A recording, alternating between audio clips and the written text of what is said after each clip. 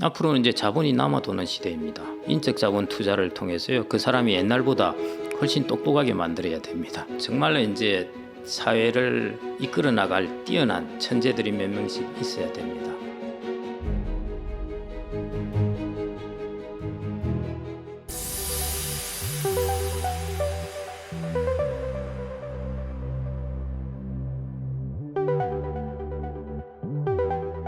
최근에 이제 플랜 75라는 일본 영화가 올 초에 우리나라에 들어왔습니다. 그 내용에 이제 뭐냐면은 제일 첫 장면이 막 유혈이 낭자해요. 그러면서 이제 사람들이 죽어 있고 젊은 사람이 이제 총으로 자기도 자살을 합니다. 하면서 이제 던지는 메시지가 뭐냐면은 고령자가 너무 많아지다 보니까 사회의 자원이 이쪽으로 다 배분되어서 사회가 성장을 하지 못하고 자꾸 이제 그 뒤로 가고 있고 젊은 사람들은 이렇게 살기가 어려워진다 이거였습니다.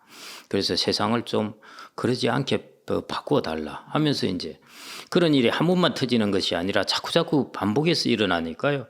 일본 정부 이건 이제 가상의 이야기입니다. 일본 정부에서 어떤 그 결정을 하느냐 하면은 사람이 75세가 되면은 안락사를 할 권리를 줍니다. 하고 싶은 사람은 하라는 것이죠.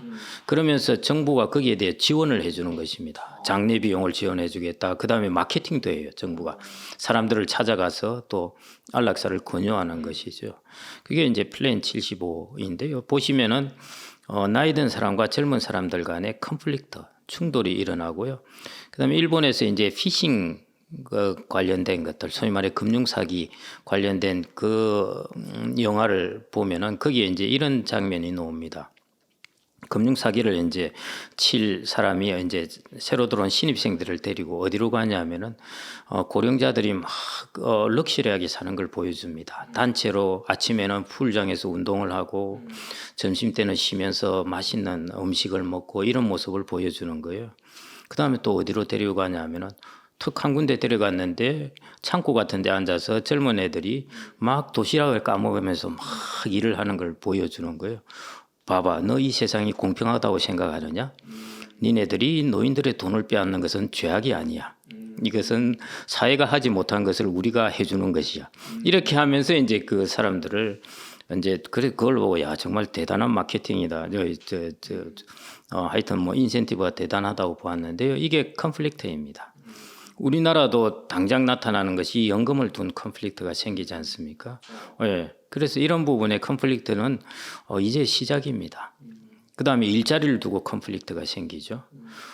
지금 같은 경우에 이제 정년을 연장을 한다. 그러면은 주로 정년 연장이 중소기업은 정년 연장 해봐야 사실은 별로 안 받아들여져요. 대부분 정년 연장하면 그걸 그대로 받아들이는 곳은 대기업이나 공기업이나 공무원들이죠. 근데 젊은 애들이 들어가고 싶어 하는 곳은 대기업, 공기업, 공무원이고요.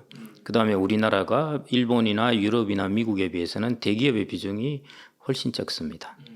그러니까 정년을 연장하면은 젊은 사람들과의 그 부분에서 일자리 충돌이 커지는 것이죠. 이런 것들이 이제 세대 간의 충돌입니다. 고도 성장할 때는 문제가 없죠. 그런데 지금은 저성장을 할 때는 주어진 파일을 가지고 나누어야 되는 문제가 있으니까요. 그런 면에서 복지의 비용이 어디에 더 많이 가느냐 이런 부분에 이제 충돌이 일어나게 됩니다. 그래서 일본 같은 경우에는 복지 부분에서 고령자에 대한 지출이 유럽이나 이런 사회에 비해서 훨씬 높았습니다. 그래서 그런 부분이 이제 그런 불만으로 나타날 수가 있는데요. 결국 세대 간 상생이라는 것은 이제 세대 간에 자기의 이익을 극대화하는 것을 주장을 하다 보면 서로가 충돌을 할 수밖에 없습니다. 예를 들어 정년 연장 보면은 그러면은 나이 든 세대는 무조건 연장하라고 주장을 할 거고요. 젊은 세대는 절대 안 된다고 그럴 거고. 그러면은 해법은 뭐냐 하면은 나이 든 사람들이 연장을 하되 만일 한다면은 연장을 하되 직무급제라든지 이런 식으로 해서 우리나라는 연공급이 많죠. 그러니까 그런 부분을 이제 임금 피크도 여기 해당될 겁니다. 그런 식으로 해서 이제 연장을 하는 식으로 해서 이제 서로 세대 간에 좀 상생을 하는 방향으로 가야 되고 연금도 마찬가지입니다. 연금은 어차피 여기서 둘 다 이득을 볼 수 있는 방법이 없습니다. 예를 들어 젊은 사람도 적게 내고 나이 든 사람은 더 받아내고 그러면 국가의 부채가 쌓이는데요. 국가의 부채는 결국 그 다음 세대가 갚아야 되는 것이니까요. 결국은 이제 젊은 사람이 부담을 하는 거나 똑같은 것이죠. 그래서 그런 부분에 이제 방법이 없습니다. 제일 좋은 솔루션이라는 게 있을 수가 없고요. 결국 서로가 조금씩 양보를 해야 되는 것입니다. 받는 사람도 좀 줄여야 되고 내는 사람도 조금 더 내야 되고 하는 것들, 이런 것들이 이제 세대 간 상생을 이제 일으켜야 되는 것이고요. 세대 간 충돌을 일으키게 되면은 이런 부분에서 사회적 마찰 비용 때문에 성장이나 이런 데도 이제 마이너스 부분이 됩니다. 그래서 저는 작년 같은 경우에 이제 상생임금위원회라는 것이 만들어졌었는데요.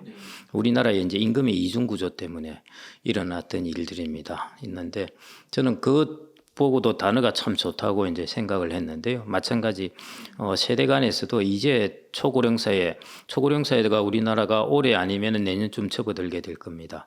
이런 국면에서 아마 제일 중요한 포인트를 들려면은 세대 간의 상생을 하는 그런 모습을 보여야 되지 않나 싶습니다. 좀 사회적 이슈라서 제가 이 중에서 개인적 이슈 내지는 중요한 몇 가지만 하나 말씀을 드리겠습니다. 이제 이런 이야기들을 하시는데요. 인구가 3천만 명이면 어떠냐? 뭐 우리나라 이전에 60년대 2,500만 명이었는데 줄면 어때야죠? 그게 이제 정태적 균형이라고 그럽니다. 뭐냐면은 인구가 5,100만 명에서 3천만 명인데 뭐 3천만 명이 때도 돌아가지 하는 것이죠.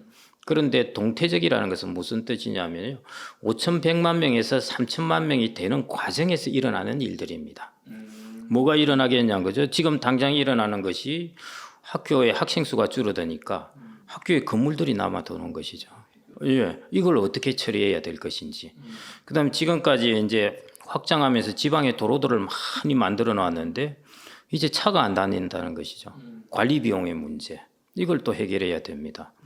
그다음에 이제 지방으로 막 확산되면서 수도고 상수도고 다 깔려 있었는데 소방서고 했는데 이제 사람들이 지방 소멸이 일어나면서 이 부분이 이제 과다 비용이 되는 것이죠. 예를 들어 가구가 한 3가구 정도 있는데 전기하고 수도하고 뭐 다 공급을 해야 된다.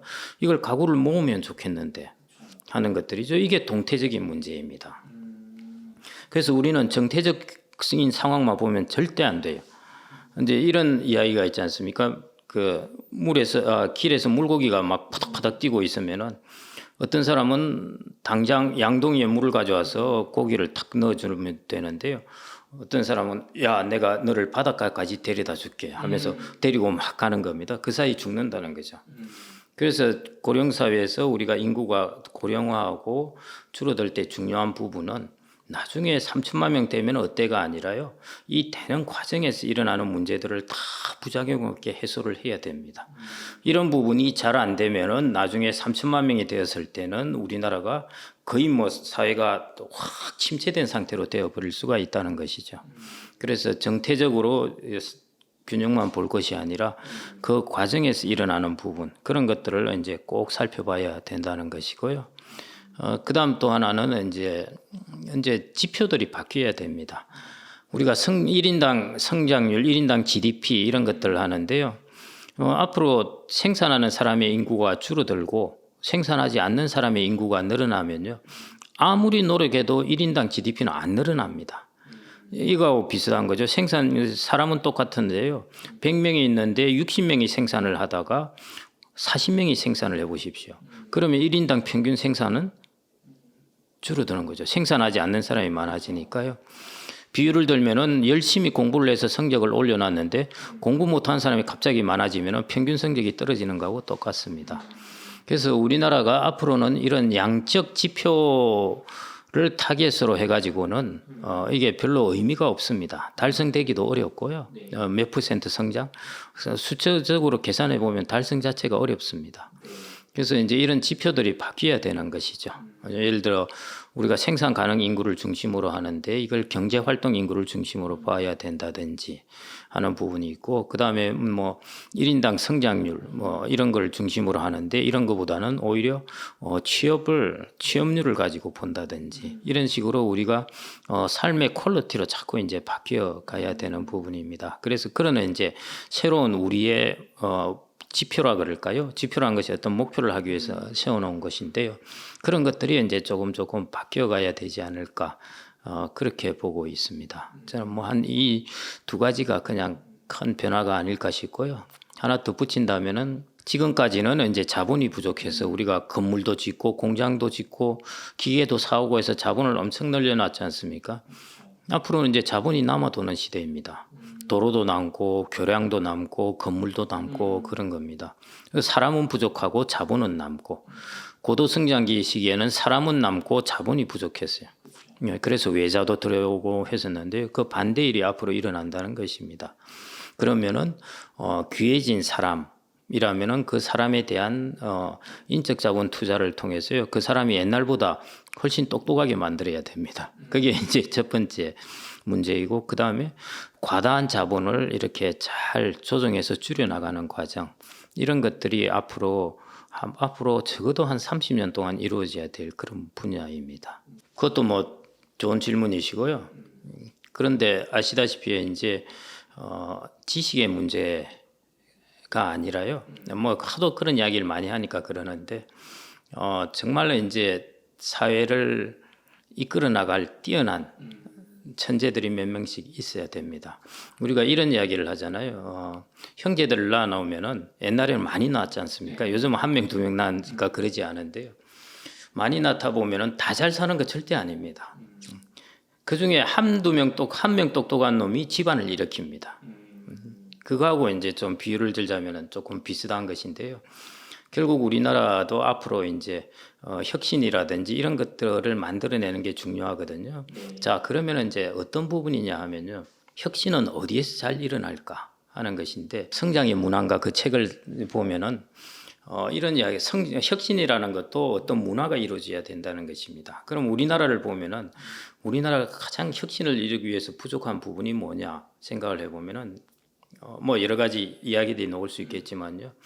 사람들이 위험을 테이킹했을 때 그걸 과감하게 테이킹할 환경이 안 된다는 것입니다. 그 말은 뭐냐면은 내가 위험을 몇 번 테이킹했을 때 예를 들어 벤처를 한다고 한번 했고 뭘 좀 했을 때 한두 번 실패하니까 그 다음에 전생애가 그냥 막막해지더라는 것입니다. 그렇죠.